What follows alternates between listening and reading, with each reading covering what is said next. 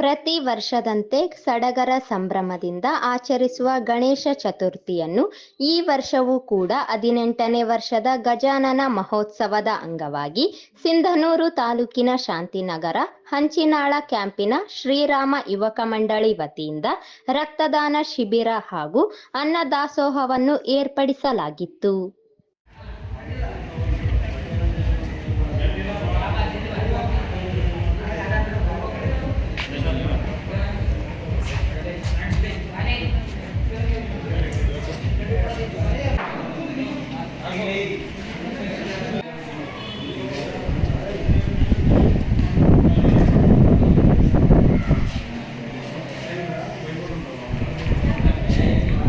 ವಿಡಿಯೋಕ್ಕೆ ಮಾತ್ರ ಮುಂದೆ ಎಲ್ಲ